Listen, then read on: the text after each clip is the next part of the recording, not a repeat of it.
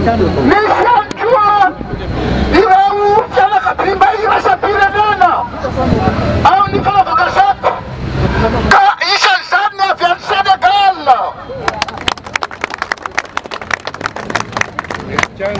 American? Ny Amerikanina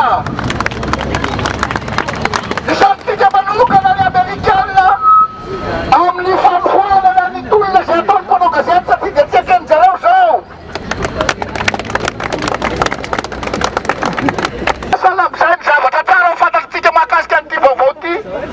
Ara-piantsika ny vaniny fitsarana rapitso ary tototsika mibavaka n'izy mirahalahy zay napetraka any amin'ny fotana tanymora amin'izao fotoana zao ka mba maro ny fiantsika zay atao eto ary misy fanesina fitenenana maromaro eto ka dia petraka ndray aloha tsika miady ny fitenenana manaraka e. Petraka aloha zay etsika ampilaminana, etsika ampanajana, etsika noanana ireo namana ary indrindrindrindra fahatsiarovana tena ho an'izay tompona andraikitra rehetra eto amin'ny tany sy ny firenena fa tsy ara-draro ny fanagadrana mpanao gazety noho ny famoahany vaovao.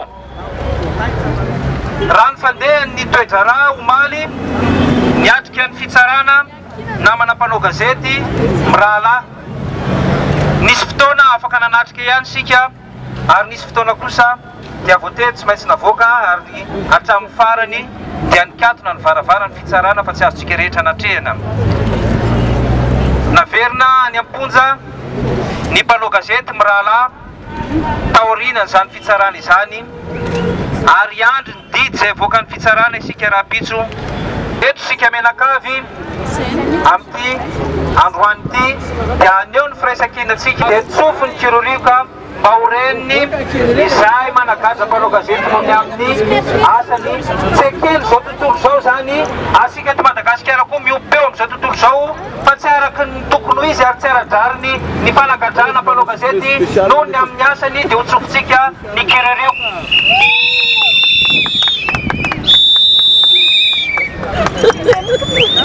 Fandre mana ohatra fahantram-bahoaka miady amin'ny kolokolo sy ny trafika maro samihafa fa tsy aty amin'ny asa fanaova gazety kodronapara nareo ny herinareo anehoanareo mamafy be anareo fa zao zavatra misy matsa ny Amerikanina ara-fivorazao to dia efa nanameloka sahady no fihetsiky ny mpitondra fanjakana zao. Fantatritsika mianakavy nefa ny fantatry malagasy rehetra fa iankina ny famoahana famatsim-bola iraisam-pirenena fanampiana Madagasikara ary anisan'ny tompony teny farany amin'izany zareo Amerikanina.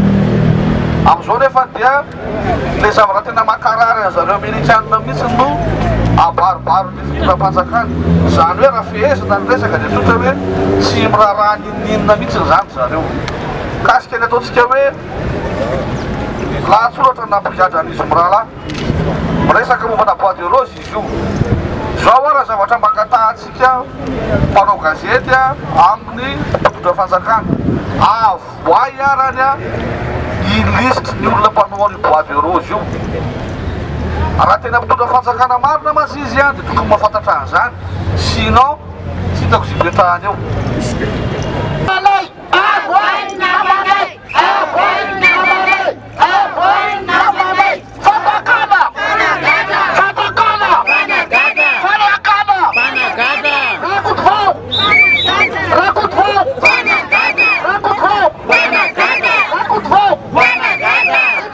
Demokrasi!